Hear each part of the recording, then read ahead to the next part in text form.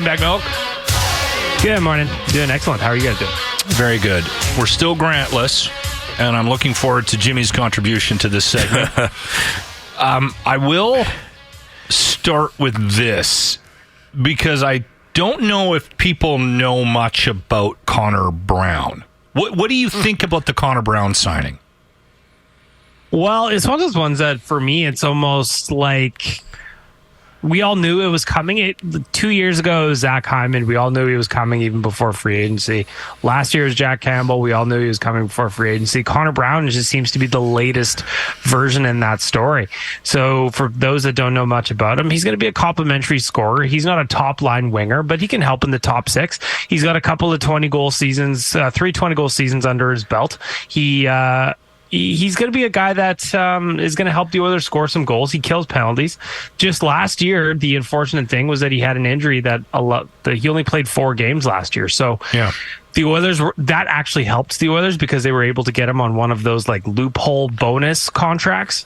Yeah. They wouldn't have been able to sign Connor Brown at the rate they did had it not been for his injuries last year. And definitely not had he not been Connor McDavid's friend and line mate when they were in junior. So yeah, that's probably not common knowledge, right? Yeah, they played together in Erie. Connor Brown was the captain of that team. Young Connor McDavid was on it. So those two have been buddies a long time. He said on one of the panels on free agency day that Connor McDavid was absolutely a big part of the reason he came here.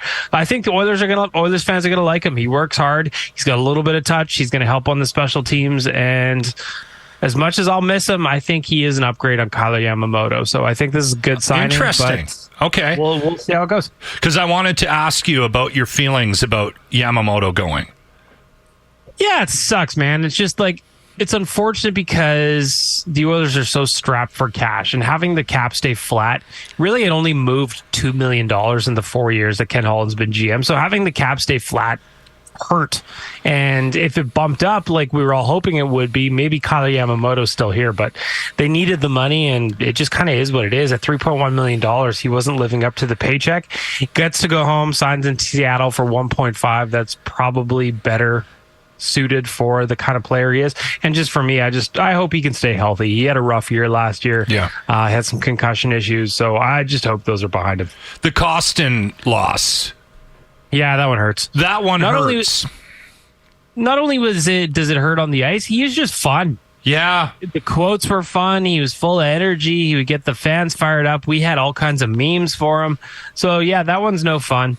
But unfortunately, that's kind of the cost of shipping out a Kailer Yamamoto without having to take on anything back in return. So the price of having that off our books was Klim Kostin. And the reality was he signed for $2 million in Detroit. The Oilers weren't going to pay him that. That is a sizable raise. He went from like $750 to $2 million in the span of a year. Whew, mama. Yeah, and we're going to watch him dominate. That's going to be the hard part, because if they would have let him simmer another year here, I think he would have been one of those players that he's going to be one of those players that's going to dominate in this league. I'll cheer for him. We'll see. Yeah. Like, I mean, he was on a super heater with his shooting percentage last year. That's the nerdiness behind it. But most of his goals came in bunches, right? So we'll see what happens in Detroit. He definitely doesn't have Connor or Leon around him to play with. So we'll see how that impacts. That's a good point. Free agency winners and losers. Everybody always does this around this time of year, but it's worth getting into just based on what the Leafs did. And I'm the first one to sort of jump into the let's troll the Leafs wagon. And quite often I'm at the front with the reins, and I'm driving the whole caravan. But I was kind of impressed with the Domi, the Reeves is what it is, and the Bertuzzi signings for the Leafs. So if we're picking out winners, they lost a lot, but if we're picking out winners, the Maple Leafs did well. They're interesting because I really like the Tyler Bertuzzi signing. I think at a 1 year of 5.5, they got a really good player there. The John Klingberg signing, that is not going to help them keep pucks out of the net. It's going to help them move the puck up ice, but he is not a great defensive defender. I was surprised they actually picked him up. Ryan Reeves, that one didn't make sense to me. I know they could probably bury him in the minors, but a 3-year deal for a guy who's 36, that one was odd.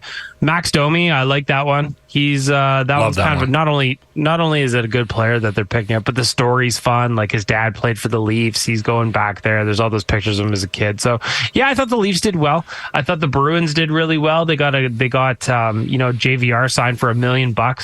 That's pretty solid deal for them. They pulled in Patrick Brown. That's just a depth signing. They pulled in old Milan Lucic going back. Luch. Yeah. I was hoping he was going to be a Leaf. I was too.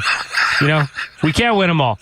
But I thought the Bruins did fairly well. It's going to be interesting to see kind of what gets picked up as the summer goes on, because now that we're July 5th, there's still a lot of guys who are out there unsigned. Mm-hmm. And as the summer goes on, they tend to get cheaper. So there's still a lot of decent names out there. So to really pick up some winners and losers, we're probably going to have to wait a little bit. But the Leafs were interesting. I liked what the Bruins did. And on the loser side, I don't understand the New York Islanders at all. They did nothing but re-sign their own players. It's like Lou Lamoriello. He's already taken off for the summer. He's done. He's out of the cottage. So I do not understand the New York Islanders. If I was picking one loser, it would have to be them. Oilers aren't making noisy deals right now, but they are making some strong, smaller little things on this. Would you agree with that? Yep, I would agree with that. Like when T.S. Janmark came back, he took a discount 1 year, $1 million. That's nice. Lane Peterson is a guy who is in the Vancouver system they picked up. He could push for like the fourth line center job. Who knows whether or not he makes it. Obviously, their big signing of the day was Connor Brown. He's going to help them put the puck in the net. He's going to help them keep it out on the PK. Works hard. The Oilers, you're 100% right. They didn't do anything overly sexy, but at the end of the day, they kind of did a little bit of housekeeping.